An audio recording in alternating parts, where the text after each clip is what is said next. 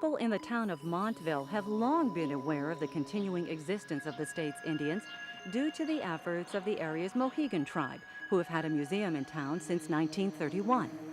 Well, I don't ever remember a time when the museum wasn't a large part of my life.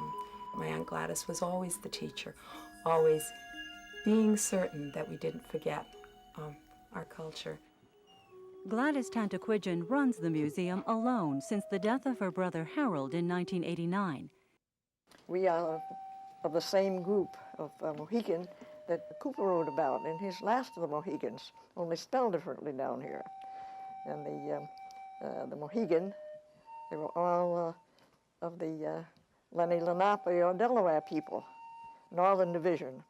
And some of that group wandered down here and settled and kept the name Mohegan. And when they came into this area, they must have disrupted some of the groups in what's now Connecticut because they were given the name of invaders, Pequotog. That's where you get Pequot. And the river down here, the Ames River, was known as Pequot River. So Uncas decided to leave the group at some time, I don't know just when it was, but he brought his followers to this west bank of the Pequot River and settled down here in what's known as Fort Shantok. My father, John Tantaquidgeon, and my brother, Harold Tantaquidgeon, they built this little stone room in 1931 for the purpose of having some place to display many of the Mohegan-made items, basketry and woodwork and some of those things. And baskets in this one section were made by my father, John Tantaquidgeon. He was the last Mohegan basket maker. And some of the bowls and spoons and other cooking utensils were also made by him. He used oak for his splints for the baskets. It's really tough, doesn't wear out. And for the cooking utensils, they used maple. It's very difficult to really dislike or hate someone when you really understand where they're coming from. And that's what the museum does. It teaches the non-Indians in town. And that's, I think, was the genius of my Aunt Gladys, really. Mm-hmm. Yeah, and my uncle. She's one, I would say, in a great line of great survivalists and great thinkers in our tribe. Her being a major person in the sense that she spans the last century and this century, being born in 1899, so she helped us make it through the 20th century. The return of Fort Shantok State Park and its ancient Mohegan burial ground was an essential Mohegan demand during negotiations with the state following federal recognition.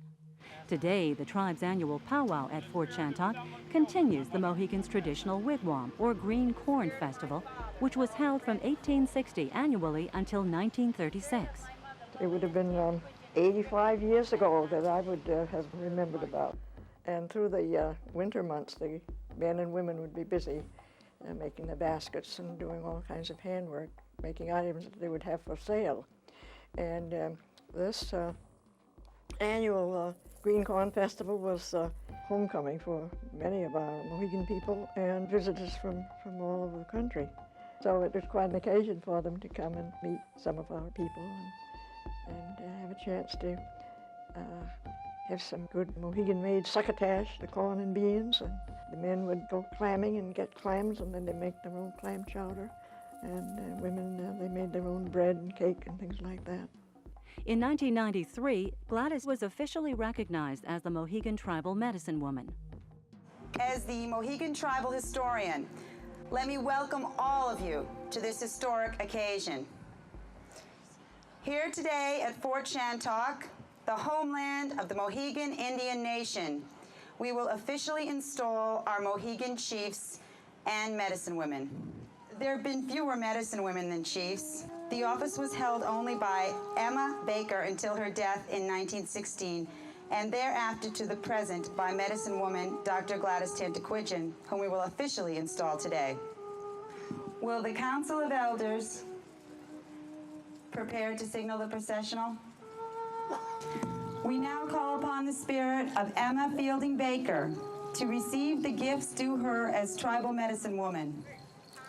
You see Emma's picture resting by her gathering basket, woven by Elder Pauline Brown, and the smaller basket for offerings to the Makiawisug, the little people of the forest, also made by Mrs. Brown. Emma was a woman who, like Gladys Tantaquidgeon, was not allowed her rightful title as medicine woman due to the repression of native titles that is finally subsiding only today. Emma was president of the Mohegan Church Ladies Sewing Society that restored the ancient Mohegan Wigwam Festival, also known as the Green Corn Festival, the Thanksgiving for the corn harvest. She brought back that Wigwam Festival in 1861. As she was born in 1828, Emma's eyes were said to be dimming by the early 20th century. Amidst all this, she still found time to take Gladys Tantaquidgeon into the fields at 5 years of age to teach her to gather and cure medicinal herbs. Gladys Tantaquidgeon called Emma Baker grandmother, although she was in fact her aunt.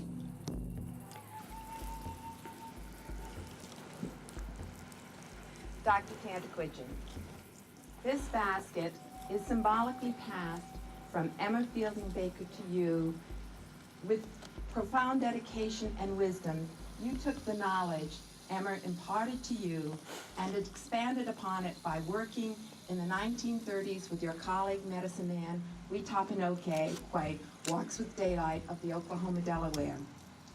You also learned Mohegan spiritual past practices and the ways of the Makiawisag, or the little people, from your aunt, Fidelia Fielding.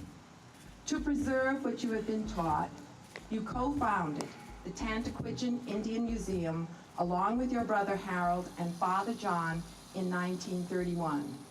You also studied anthropology at the University of Pennsylvania and wrote a widely acclaimed book outlining Mohegan spiritual and healing practices. More recently, you received an honorary doctorate from the University of Connecticut for your teaching in Mohegan life ways to all of the people of Connecticut. You are therefore a rare, yet appropriate thing, a medicine woman whom we also call doctor. Mrs. Brown? I'd like to present you with this herb basket. I'm very honored to do this. And there's a basket on the blanket there for the little people. Wamiskidumbak, ladies and gentlemen, I present to you the medicine woman of the Mohegan Nation, Dr. Gladys Tantaquidgeon.